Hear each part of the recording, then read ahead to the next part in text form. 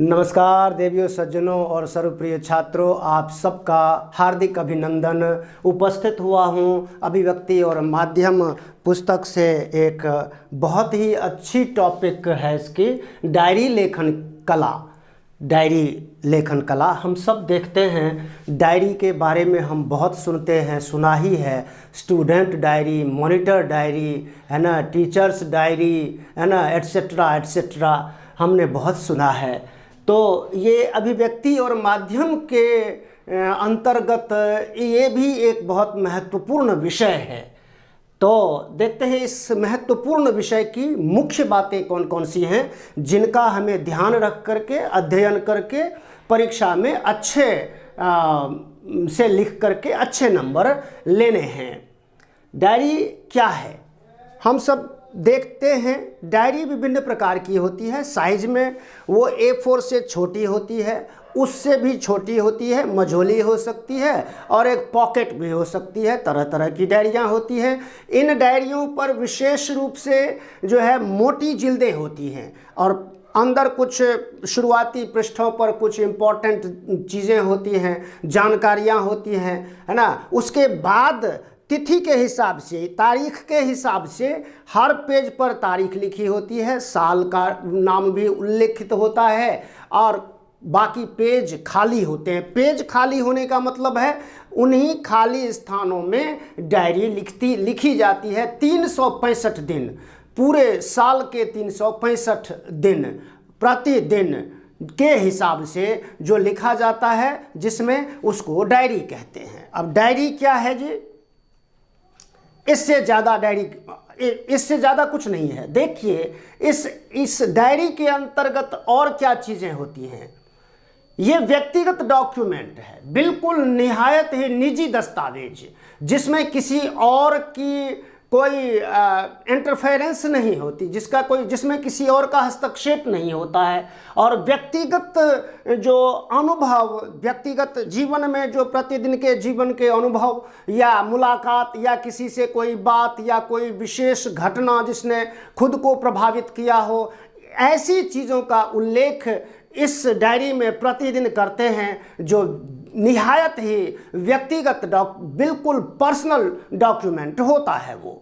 उसके बाद अत्यधिक निजी, बिल्कुल पर्सनल मतलब निजी है। निजी वो चाहे वो बौद्धिक स्तर पे हो या भावनात्मक स्तर पे, है ना। जब हम सेंसिटिविटीज़ में होते हैं या हम सेंसिबल होते हैं, ज़्यादा मामलों में संवेदनशील होते हैं, संवेदनाओं में जो प्रतिक्रियाएं आती हैं दिमाग में, उन प्रतिक्रियाओं को हम जब कलमबद्ध करते हैं, डायरी में लिखते हैं, तो वो बिल्कुल ही निहायत निजी, जिसे कहते हैं ना, बिल्कुल निजी प्रॉपर्टी हो जाती है वो। डायरी वैसे भी निजी प्रॉपर्टी होती है, उसमें और कुछ नहीं होता। उसके बाद क्या देखते हैं, स्वयं को जानने और समझने से कई बार होता है हम दैनिक जीवन में, सामाजिक जीवन में, आर्थिक जीवन में कुछ परेशानियों का, कुछ उलझनों का सामना कर रहे होते हैं। ऐसी स्थिति में जो है हम जो भार बनता रहता है, विचारों का भार या भावनाओं का जो बोझ बनता रहता है,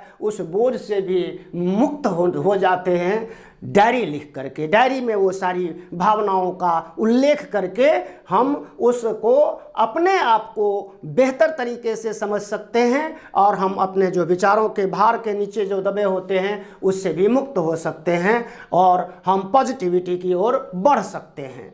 अंतरंगता से साक्षात्कार, स्वयं को जानना, कहते हैं ना, निजी का मतलब है कि जो डायरी लेखक है, जो डायरी लिखने की जिसको आदत है, वह अपनी ऐसी बातों का उल्लेख भी डायरी में करता है जो वो किसी से नहीं करता।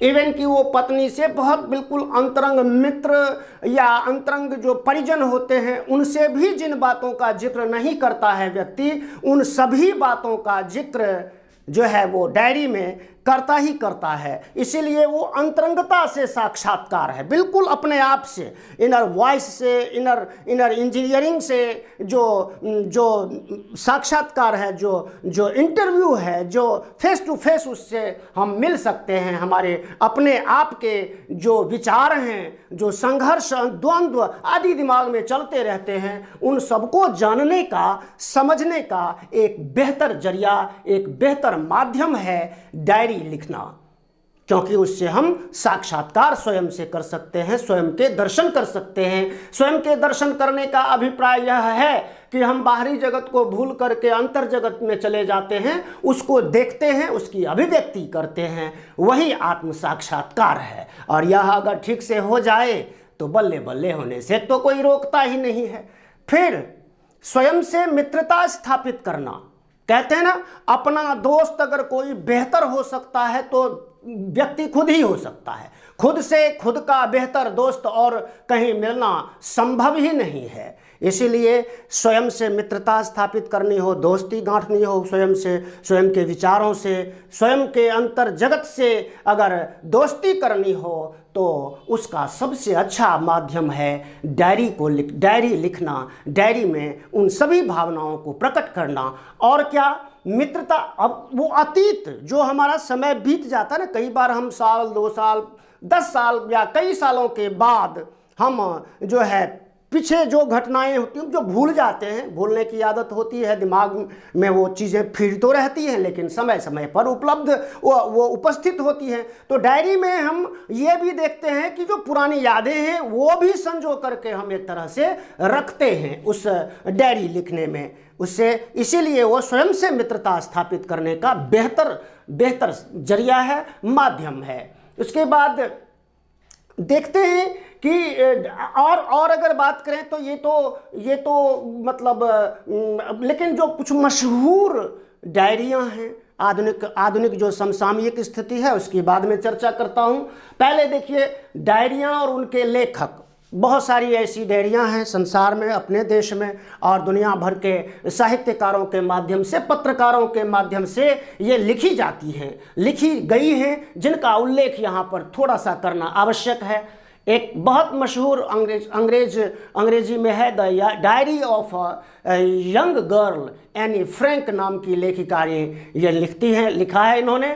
एक साहित्यकार की डायरी, गजानन माधव मुक्ति बोध जो हिंदी साहित्य के बहुत बड़े पुरोधा साहित्यकार हैं, रचनाकार हैं, उनकी ये डायरी है, एक साहित्यकार की डायरी, जिसमें उन्होंने अपने व्यक्तिगत जीवन के अनुभवों, घटनाओं और सब चीज़ों का जिक्र किया है, वर्णन किया है। रूस में 25 मास राहुल सांकृत्यायन, साहित्यिक क्षेत्र में कोई अगर सर्जक, कोई रचनाकार अगर घुमक्कड़ हुआ है तो राहुल सांकृत्यायन उनमें प्रमुख हैं। ये घुमक्कड़ कवि और लेखक थे। तो रूस में उन्होंने जो 25 महीने बिताए, उन 25 महीनों का लेखा जोखा जो है उन्होंने रूस में 25 मास नाम की डायरी में प्रस्तुत किया है। उसके बाद देखते हैं हरिघाटी, डॉक्टर रघुवंश हरिघाटी, उनकी डायरी मशहूर डायरी है। और उसके बाद अगर आधुनिक परिवेश में हमने इधर देखा है कि व्यक्तिगत जीवन के अनुभवों, भावनाओं, घटनाओं आदि का लेखा जोखा है डायरी, उससे अधिक और कुछ नहीं है। अगर व्यापक रूप से देखें तो इतना ही इसका सार है कि व्यक्तिगत जीवन की घटनाओं का वर्णन व्यक्ति करता है। आज जितने भी सेलिब्रिटीज़ हैं और जितने नेतागण या बुद्धिजीवी या थिंक टैंक या बहुत इस तरह के जो लोग हैं, उनको डायरी लिखने की बड़ी अच्छी आदत होती है। तो मैं तो ये समझता हूँ, मैं भी लिखता हूँ, आप सभी लिखते ही रहें। हम और ये आमतौर पर जो है दिनचर्या के बिल्कुल अंतिम भाग में होता है। अंतिम भाग में होने का मतलब है रात्रि काल में जब हम सोने के लिए जाते हैं, तभी हम पूरे दिन की घटनाओं को हम कलमबद्ध करते हैं आम तौर पर। वैसे तो जो लेखक और कवि और ज़्यादा सतर्क लोग हैं वो तुरंत कोई घटना आई, कोई विचार आया तो उसको नोट कर लेते हैं, क्योंकि ये तो विचारों की ऐसी तीव्र गति है दिमाग में कि उसको तो हम कह नहीं सकते, उसका तो जितना वर्णन कर लिया जाए वही कम है। इसके इन सभी पहलुओं को हम समझ करके, देख करके, अब इस डायरी से संबंधित अगर, और ये इम्पोर्टेंट है परीक्षा की दृष्टि से, ये जो नाम हैं डायरियों के और उनके डायरी लेखकों के, ये बड़े इम्पोर्टेंट हैं। इनमें से प्रश्न अवश्य आते हैं। साथ ही डायरी क्या है, ये अपने आप में एक प्रश्न है। ये आप देख सकते हैं, डायरी क्या है, ये महत्वपूर्ण प्रश्न है। एक 2 नंबर वाले प्रश्न आते हैं। उसके बाद डायरी क्या है, इसमें एक तो हमने देखा कि वो किस तरह की उसकी बनावट आदि होती है, ये सब हम लिख सकते हैं। फिर उसकी विशेषताओं के बारे में ये सारी चीज़ें हैं, तो आप सबको बड़ी आसानी होगी। Thank you for watching. जिन्होंने अभी तक सब्सक्राइब नहीं किया है प्लीज़ लाइक शेयर और कमेंट के साथ सब्सक्राइब कर दीजिए। बेल आइकन को दबा दीजिए, ऑल सेलेक्ट कर दीजिए। Thank you for watching. जय हिंद, जय भारत, जय भारत।